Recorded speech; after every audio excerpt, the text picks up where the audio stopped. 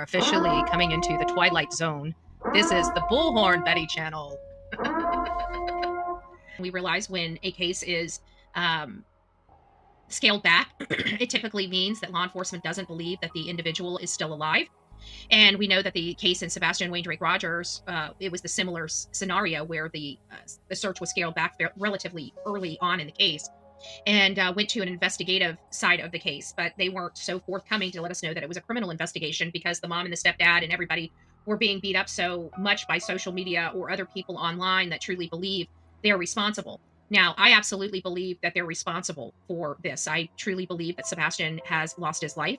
And this is one thing I've never told my audience before, but in light of the case against me being dropped, I might as well share my opinion with you guys. And this is going to be pretty hard to digest when it comes to Sebastian Rogers, but it has a lot to do with the fact that they were traveling and that, Chris was saying early on that they'll never find Sebastian. And I've vocalized this to some of the people that are the closest to me, but because of their travels, because he was so confident that they would never find Sebastian.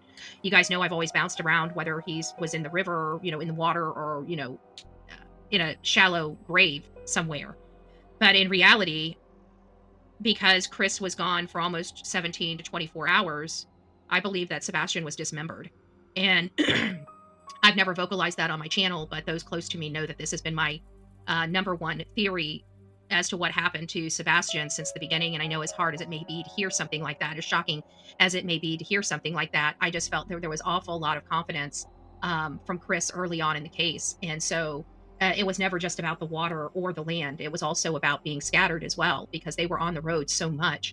And that would be very confident of the parents to know that he will never be found because he's not all together.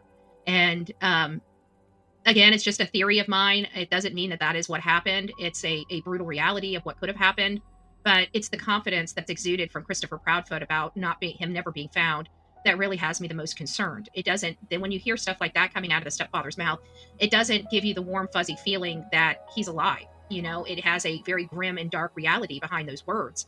And we have to try to decipher what those words mean. And to me, it doesn't mean he's alive. To me, when he makes those statements, it seems like he is absolutely certain they're never going to find him again.